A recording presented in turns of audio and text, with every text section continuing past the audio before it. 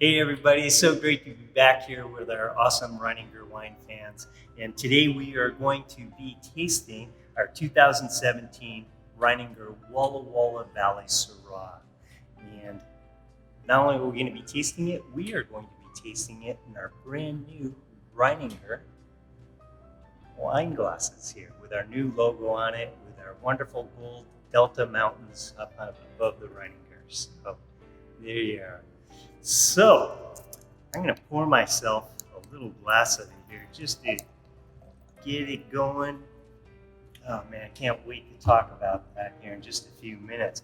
But first I'm going to talk a little bit about Syrah itself and where it comes from, which is the Northern Rhone. And it's typically grown in Hermitage, Gros Hermitage, Côte-Rôtie, Saint Joseph, and in fact that is actually what is believed to be the origination or the origin of this grape was in the west bank of the Northern Rhone. And years ago, UC Davis actually did some DNA testing of it and determined that the grape actually comes from the parents of one very intense red grape called Duressa, which is, and also a white grape called Mendouse Blanche. It's two very esoteric grapes. The origins go back perhaps even as far as the Romans, and there's even some indication maybe 500 years or so before that with the Greeks. So, but one time I thought maybe it was from Iran. There's a town called Shiraz in Iran. Anyway, so now we know, which is a wonderful thing. But Syrah really intrigues me. People often ask me, Chuck, what is your favorite wine to work with or a grape to work with? And Syrah is definitely one of them. For me, the most intriguing wines or grapes to work with are ones where I'm learning the most from. And Syrah is always teaching me something fun and exciting. It's one of the more difficult wines to work with. It's a very reductive in its nature. So that presents interesting challenges for it. That's why oftentimes some Syrahs have a real funkiness to it. If you don't deal with that reduction, it just turns into these real funky flavors. But here at Reininger, what we really try to do, we really try to not let that reduction necessarily set in, and just so we can really show off the true nature of the grape and not let it hide behind those reductive characters and to show its true fruit character. One of the other things that we do with Syrah is actually what we don't do with Syrah, and that is we never use any new oak on it. It's aged 100% in French oak, but it's used French oak. So the barrels are mostly neutral. Occasionally there'll be a third-year barrel where it might get a tiny bit of oak imparted to it, but not any of the new and angular spicy oak, which I think has a tendency, what I call running over the Syrah with a logging truck. Syrah has just so many wonderful, delicate qualities to it that define its character that it's really easy to mask even the slightest, most nuanced of those character traits anyway with new oak. And so our aim here is to really just show off the true grape itself. So really, really proud of that. One thing about Syrah that's a really interesting fact is that most grapes, when it gets too hot or too windy, they'll actually shut down in an effort to conserve moisture. So when that happens, photosynthesis ceases, and so the plants will just stay almost like a momentary or temporary dormancy for a couple hours, maybe even a couple of days if we have real hot temperatures. So that photosynthesis does not kick in again until the temperatures are reduced or the wind speeds are reduced. So Syrah is the only grape that I'm aware of that actually does not do that. So during times of extreme heat and wind, it will continue to produce sugar through photosynthesis, produce energy. And so in some vintages, because of that, the sugar ripening and development is accelerated relative to other grapes. So this is one of those vintages, 2017. In fact, because of the hot summer, it was a cool spring, but with its hot summer, we did have accelerated sugar development, and we ended up harvesting the Syrah the same day that we harvested Merlot. Now, this is unusual because we typically will harvest the Syrah a week or two after the Merlot, say at Seven Hills Vineyard. And so this was another one of those things. I was learning a lot about this grape and this vintage. So another thing that just made it so much fun. But because of that, it didn't hang on the vine as long relative to other grapes, which helps preserve the acidity. So this wine actually has wonderful acidity, makes it a great food wine.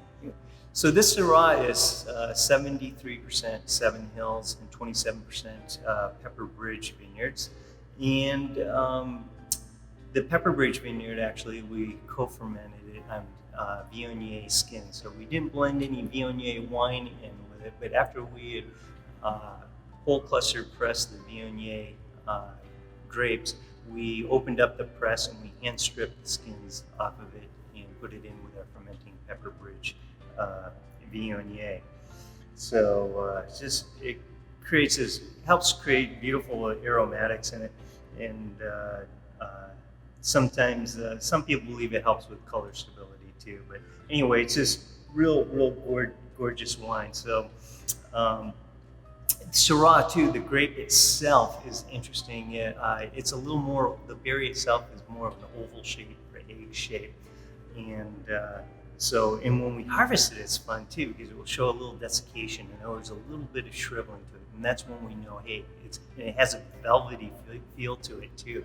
No other grape does that like Syrah does. So it helps tell me, hey, I'm getting ready to be harvested at the peak of my development. So it's fun to observe the Syrah in the vineyard.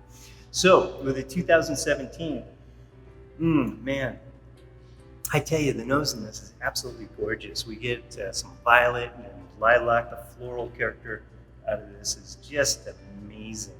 And and I was telling you too about the Viognier. So Co-Roti, they'll blend sometimes as much as 20% Viognier in with Syrah. And but like I say, we just use the skins. So it's got this real muscular blueberry, real powerful but yet elegant blueberry to it, and some stone fruit and some wet earthy loam to it. So it's nice having that earthiness to it, a little more kind of a mineral character, but it seems a little more dense than the mineral character you'll find in white wine.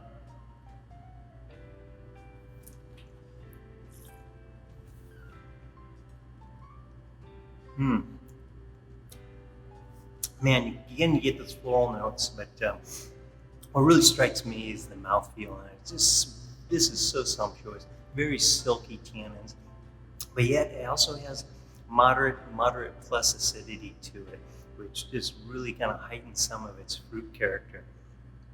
And there's a little bit of actually some black currant going on in there, a little black olive tamponade, some of that loam. There's some fleshiness going on too, what I call like carpaccio. I love carpaccio, or steak tartare. Actually, the Syrah would probably be more appropriate to call it steak tartare. But Syrah is this, it's a beautiful wine, very versatile when it comes to food too. To me, game, duck, goose, rabbit, you name it, man. Syrah is always one of my go-to wines for any kind of game cuisine. Even venison, it's just great, but it goes really well also with roasted meats, grilled meats, even hamburgers, man. Great versatile food wine. So again, the mouthfeel in this is just sumptuous. It's just bursting at the seams with baked blueberry, reduced blueberry. When I say reduced, if you're making a reduction sauce or something like for salmon, oh my gosh. Yes, this is what it smells like. So, there you are, folks. Enjoy the Syrah. It's an incredible Syrah. Our 2013 won a platinum at the World Wine Awards in London, put on by Decanter magazine. It's said to be the largest and most prestigious wine competition in the world. I don't know, there's like 300,000 wines. 300,000 wines, I think, in it. So it took platinum or 2013 was platinum for Best North American Rhone Varietal. And this follows right in the footsteps of that tradition. So jump in there. It's not going to last long. This is absolutely gorgeous, stunning Syrah. So thank you very much. Welcome back, and we'll see you next time. Take care.